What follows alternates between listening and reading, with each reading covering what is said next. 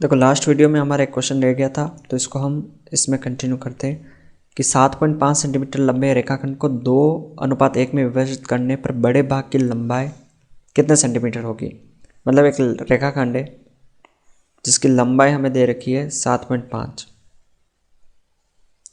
A B इसकी जो लंबाई हमें दे रखी है वो दे रखी है 7.5 सेंटीमीटर। अब यहाँ पे हमें दे रखा है कि इसको 2:1 में विभाजित करने पर बड़े भाग की लंबाई ज्ञात करो।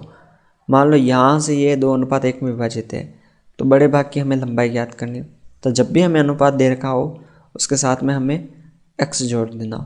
तो 2x और 1x इन दोनों को प्लस करने पर पूरी लंबाई आती है 7.5। तो यहाँ हम लिख लेंगे 7.5।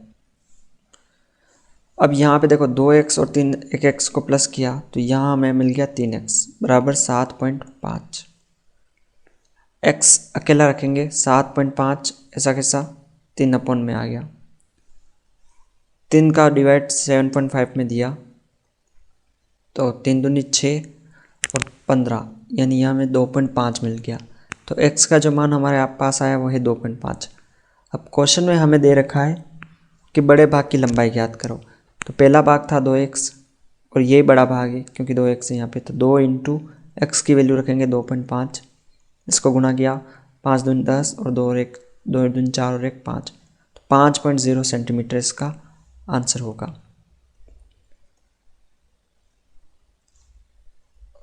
अगला क्वेश्चन हमें दे रखा है कोस 48 डिग्री माइनस साइन 42 डिग्री, इसका मान हमें ज्ञात करना है। तो यहाँ पर इन दोनों में से हम किसी एक को चेंज कर लेंगे। तो हमारे पास एक फॉर्मूला होता है कोस साइन 90 माइनस थीटा, या कोस 48 है ना, इसको हम लिखेंगे sine 90 minus 48 degree minus sine 42 degree. अब साइन 90 में से 48 माइनस किए तो यहाँ पे हमें जो वैल्यू मिलेगी वो आएगी 42 डिग्री माइनस साइन 42 डिग्री, और साइन 42 में से साइन 42 माइनस किया 0, तो यहाँ इसका आंसर आ जाएगा 0। अगला क्वेश्चन हमें दे रखा है कि निम्नलिखित आंकड़ों का बहुलक ज्ञात करें। यहाँ पे जो संख्या दे रखी है उसमें बहुलक ज्ञात करना। तो सबसे ज़्यादा बार जो संख्या होगी वही इसका बहुलक होगा। जैसे 2 इसमें 1 2 3 बार है, 3 2 बार ही है, ठीक है, तो बहुलक इसका क्या हो गया 2। अगला हमें जो क्वेश्चन दे रखा है क्वेश्चन नंबर 3 जो है अति लघुगुणात्मक प्रश्न। ये सारे क्वेश्चन 1-1 नंबर के हैं। तो पहला क्वेश्चन दे रखा है संख्या 72 और 120 का एलसीएम ज्ञात करो। तो यहाँ पे हमें 72 और 120 का हमें एलसीएम निकालना है। तो सबसे पहले हम 72 के टुकड़े कर लेंगे। 2 का भाग दिया 3 बार 6, एक पीछे शिफ्ट हो गया 12, और 2 के पहाड़े में 12 कितनी बार आएंगे 6 बार। 2 का भाग 36 में दिया 18 बार, 2 का 18 में दिया 9 बार, 3 का 9 में दिया 3 बार, और 3 का 3 में दिया 1 बार। तो 72 के जो टुकड़े आ रहे हैं वो है 2 इंटू 2 इंटू 2 इंटू 3 इंटू 3। अब एलसीएम में हम इसको ऐसे लिख सकते हैं 2 की पावर 3 इंटू 3 की पावर 2, ठीक है। फिर 120 है, इसके टुकड़े करेंगे। तो 120 के टुकड़े जो हमें मिलेंगे वो है 2 का भाग दिया 120 में 6 12 में 6 बार, 0 पीछे उतार दिया। 2 का 60 में 30 बार, 2 का 30 में 15 बार, 3 का दिया 15 में 5 बार, और 5 का 5 में दिया 1 बार। तो यहाँ पे जो टुकड़े मिल रहे हैं वो है 2 इंटू 2 इंटू 2 इंटू 3 इंटू 5। अब इस क्वेश्चन में हमें क्या करना है कि 2 कितनी बार आए 1 2 3 बार, और इंटू 3 इंटू 5 ये आए। तो एलसीएम में एक चीज़ ध्यान रखना कि इन दोनों में से जो हाईएस्ट पावर है ना उसको ले लेना। जैसे यहाँ 2 की पावर 3 है, 2 की पावर 3 है, तो इसमें से हम 2 की पावर 3 ले लेंगे। उसके अलावा यहाँ पे 3 की पावर 2 है और 3 की पावर 1 है, तो 3 की पावर 2 ले लेंगे। उसके बाद यहाँ 5 है और ऊपर 5 नहीं है, फिर भी इसको लेंगे, ठीक है। और 2 की पावर 3 यानी 2 इंटू 2 इंटू 2 8 होंगे, 3 की पावर 2 3 इंटू 3 9 होंगे, इंटू 5। अब यहाँ पर इसको मल्टीप्लाई कर देंगे तो 8 को 9 से गुणा किया 72 72, और इसको 5 से गुणा किया तो यहाँ पे जो संख्या मिली वो 360 360, ये इसका एलसीएम आ गया। अगला क्वेश्चन दे रखा है कि एक द्विघात बहुपद ज्ञात कीजिए जिसके शून्यकों का योग और गुणनफल क्रमशः -3 और 2 है। तो हमें एक द्विघात समीकरण निकालना है जिसके शून्यकों का योग तथा गुणनफल क्रमशः -3 और 2 है। तो यहाँ पे देखो शून्यकों का योग, इसकी जो कंडीशन होती है हमारे पास, और यहाँ पे शून्यकों का योग दे रखा है -3, और शून्यकों का गुणा या गुणनफल जो यहाँ हमें दे रखा है 2।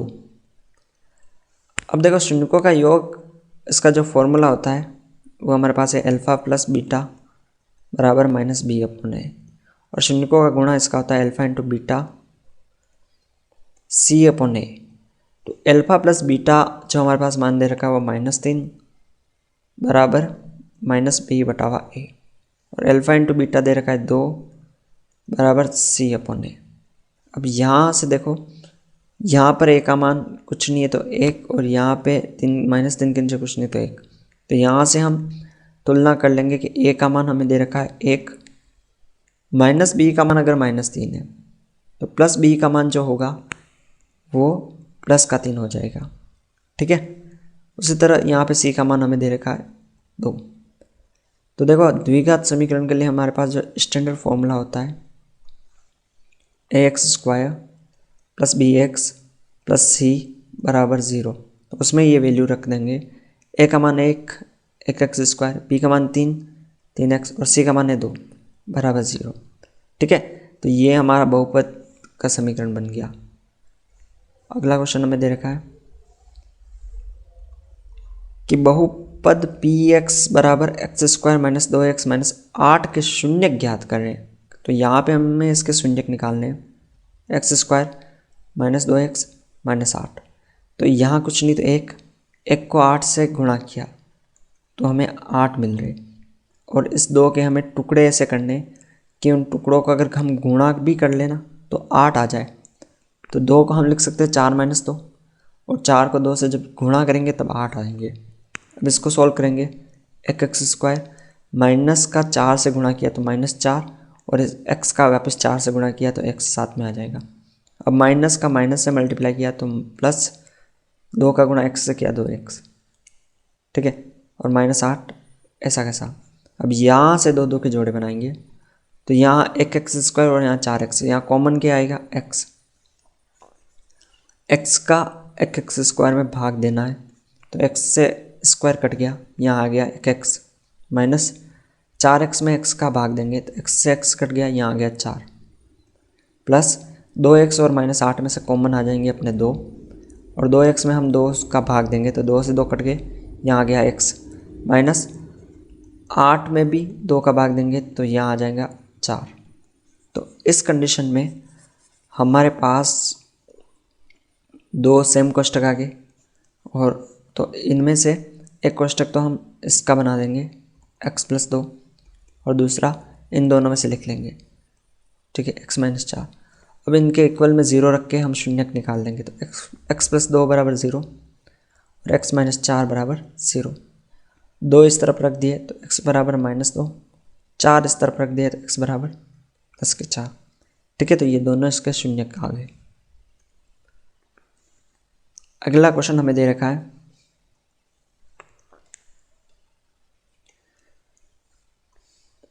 कि 5 पेंसिलों 5 पेंसिल और 7 पेन का मूल्य 50 रुपये है, जबकि 7 पेंसिल और 5 पेन का मूल्य 46 है। इस समस्या का रैखिक समीकरण युग्म द्वारा प्रदर्शित करना। तो यहाँ पे हम इस कंडीशन को हम ग्राफ में लिखेंगे। तो देखो जो क्वेश्चन में दे रखा है कि 5 पेंसिल और 7 पेन का मूल्य, तो मानना कि एक पेंसिल का मूल्य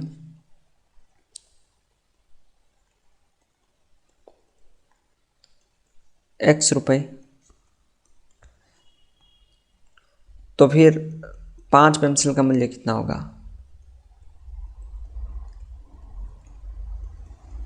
वो हो जाएगा 5x।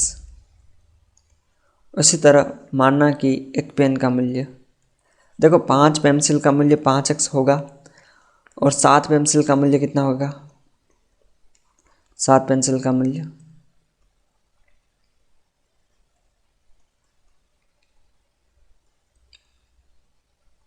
7x। उसी तरह यहाँ दे रखा है 7 पेन का मूल्य, ठीक है। तो माना कि एक पेन का मूल्य, माना कि एक पेन का मूल्य ₹y, यहाँ पे ₹y मान लेते हैं। तो 7 पेन का मूल्य कितना होगा, 7 पेन का मूल्य 7y हो जाएगा और 5 पेन का मूल्य वो हो जाएगा अपने पास 5y। अब देखो पहली कंडीशन के हिसाब से हमें दे रखा है 5 पेंसिल और 7 पेन का मूल्य ₹50 है, ठीक है। तो स्थिति फर्स्ट में जो दे रखी है अपने को, उसके हिसाब से 5x + 7x इन दोनों को जोड़ने पर कितने आएंगे, 50। तो ये पहला समीकरण बन गया। और स्थिति सेकंड हमें जो दे रखी है वो है 7 पेंसिल और 5 पेन का मूल्य ₹46। तो यहाँ आगे 7x + 5y = 46, यह दूसरी कंडीशन आ गई, ठीक है। तो इस समस्या का रैखिक समीकरण युग्म द्वारा, तो हमने ये समीकरण बना दिए इसके। अगला क्वेश्चन हमें दे रखा है x - 2 - x = 3x, x - 2 को द्विघात समीकरण के रूप में निरूपित करना है। तो यहाँ पे हमें इसका द्विघात समीकरण बनाना है। तो x - 2 - x और इधर दे रखा है 3x, x - 2। तो द्विघात समीकरण बनाने से पहले इसको सोल्व कर देंगे। x - 2 ब्रैकेट ओपन किया, ये आ गया -x, 3x को x से गुणा किया 3x², 3x को 2 से गुणा किया 3 दूनी 6x। अब ये x प्लस का ये माइनस का कैंसिल हो गया, इस -2 को इस तरफ लेके आ गए। तो 3x² - 6x, -2 इधर आए प्लस का 2, ठीक है। ये इसका रैखिक समीकरण बन गया, या सॉरी द्विघात समीकरण बन गया, ठीक है। अगला क्वेश्चन हमें दे रखा है। देखो ये क्वेश्चन वैसे आपके कोर्स से हट गया है, 5 सेंटीमीटर रेखाखंड खींचकर इसका समधि बचत करें, तो ये आपके सिलेबस से हट गया। अगला है द्विघात समीकरण 3x² - 8x - 16 के मूलों की प्रकृति ज्ञात करनी है। तो यहाँ पे जो इक्वेशन दे रखी 3x² 8x - 16 = 0। तो मूलों की प्रकृति के लिए हम विविक्तिकर d का यूज़ करेंगे और इसका फॉर्मूला होता है b² - 4ac, ठीक है। लेकिन इससे पहले हम ये देखेंगे कि ये जो फॉर्मूला है इसका स्टैंडर्ड रूप है ax² + b, ये क्वेश्चन है, इसका स्टैंडर्ड फार्मूला ये होगा ax² + bx + c = 0। तो यहाँ से इसकी तुलना कर लेंगे। a का मान है 3, x² के आगे जो लिखा है वो a, x के आगे जो लिखा हुआ है वो भी है b का मान है -8 और खाली संख्या है वो है c का मान -16। अब d = b² - 4ac, इसका विविक्तिकर निकालेंगे। तो b का मान हमें दे रखा है -8, इसका स्क्वायर -4, a का मान हमें दे रखा है 3 और c का मान हमें दे रखा है -16। इसको सोल्व करेंगे तो 8 का स्क्वायर हमारे पास आएगा 64, माइनस इंटू माइनस प्लस, 16 को 3 से गुणा किया और उसको वापस 4 से, तो यहाँ पे हमें मिल जाएंगे 192, ठीक है। 16 को 3 से मल्टीप्लाई करने के बाद 4 से किया और माइनस इंटू माइनस प्लस, अब इसको प्लस कर दिया, 4 5 6 और 9 और 6 15, हासिल का 1 और यहाँ आ गया 256। अब यहाँ पे देखो ये जो मान है ये प्लस में आ रहा है ये वैल्यू, और जो आंसर प्लस में आ गया यहाँ पे देखो b² - 4ac, इसका जो मान आया 256, ये मान 0 से बड़ा है, ठीक है। 256 0 से बड़ा है, इसका मतलब मूल कैसे होंगे, मूल वास्तविक होंगे, ठीक है। और 0 से बड़े आ जाए ना तो अलग अलग होंगे, भिन्न मूल होंगे, दो भिन्न।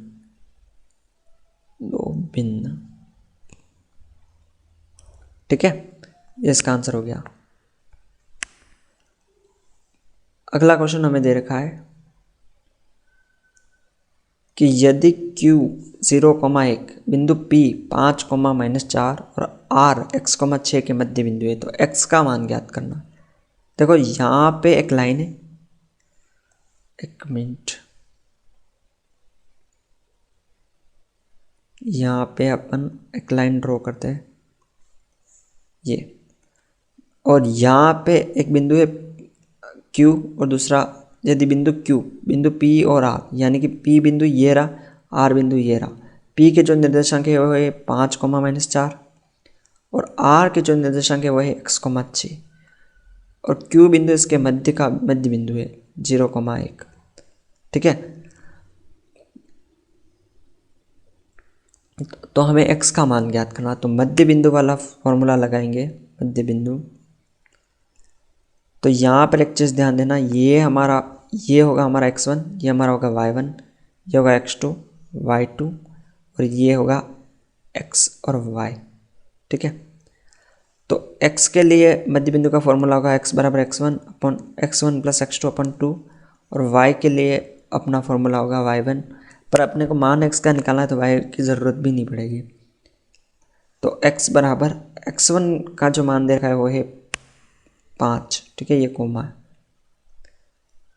तो यहाँ x1 का मान रखेंगे 5, x2 का मान है x अपॉन 2 और x का मान यहाँ दे रखा है 0। ठीक है, 2 को 0 से गुणा किया तो 0 बराबर 5 प्लस x, 5 को इस तरफ पक्षांतर कर दिया तो 5 आएंगे माइनस में बराबर x, तो x का मान जो आया हमारे पास -5। अगला क्वेश्चन दे रखा है डो tan square 45 degree plus cos square 30 degree minus sine square 60 degree, इसका मान हमें ज्ञात करना। तो डो tan 45 का मान होता है 1 और उसका स्क्वायर प्लस cos 30 का मान होता है, cos 30 का जो मान है वो है √3/2 इसका स्क्वायर माइनस साइन 60 का मान होगा √3/2 का स्क्वायर। तो 2 इंटू 1 का स्क्वायर 1, √3/2 का स्क्वायर होगा, √3 का स्क्वायर तो होगा 3 और 2 का स्क्वायर होगा 4, √3 का स्क्वायर होगा 3 और 2 का स्क्वायर होगा 4। ये दोनों माइनस में कट गए, 2 को 1 से गुणा किया तो 2, इसका आंसर आ गया। अगला क्वेश्चन है कि एक थैले में 3 लाल और 5 काली गेंद है, इस थैले में से एक गेंद यादृच्छिक से निकाली जाती है, इसकी क्या प्रायिकता है कि यह गेंद लाल होगी। तो देखो एक थैले में लाल गेंद जो है वो है 3, काली गेंद है वो है 5। ठीक है, तो कुल गेंद है वो है 5, 6, 7, 8। ठीक है, अब अपने को लाल गेंद की प्रायिकता ज्ञात करनी है, लाल गेंद की प्रायिकता। तो फॉर्मूला है अनुकूल परिणाम बटा कुल परिणाम, अनुकूल परिणाम बटावा कुल परिणाम। अब अपने पास यहाँ पे ये चीज़ ध्यान देनी कि अनुकूल जो परिणाम है लाल गेंदों के वो है 3 और टोटल परिणाम है 8, तो इसका आंसर 3/8 होंगे। और देखो यहाँ पर एक वर्ड अपने को कंफ्यूज करेगा कि एक गेंद यादृच्छिक से निकाली जाती है, ये एक शब्द अपने को कंफ्यूज करेगा, लेकिन एक गेंद में से 3 लाल गेंदें तो तीनों में से कोई सी भी आ सकती है ना, इसलिए हमें यहाँ पे तीनों की तीनों गेंदें लेनी है।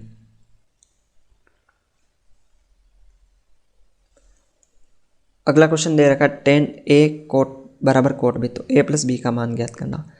tan a बराबर कोट b, तो देखो यहाँ पे अपने को tan या कोट में से किसी एक को चेंज कर देना, तो tan a को हम लिख सकते हैं कोट 90 माइनस a, यह फॉर्मूला है। ठीक है, और बराबर कोट b, कोट से कोट कैंसिल हो गया तो 90 माइनस a बराबर b और a को इस तरफ लाएंगे तो 90 बराबर b प्लस a, तो a प्लस b का जो मान आया वो कितना आया 90। ठीक है, अगला क्वेश्चन दे रखा है 6, 11, 21, 23, 14, 5 का माध्य ज्ञात करना है। तो माध्य में हम क्या करेंगे, इन सबको प्लस करेंगे और जितनी संख्या उतनी संख्याओं का डिवाइड कर देंगे।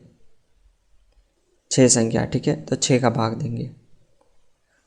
अब यहाँ पे हम इसको प्लस करेंगे तो हमारे पास आएंगे 80 और इसमें हम 6 का डिवाइड दे देंगे, ठीक है। तो अपने पास जो आंसर आएंगे वो आएंगे 13.3।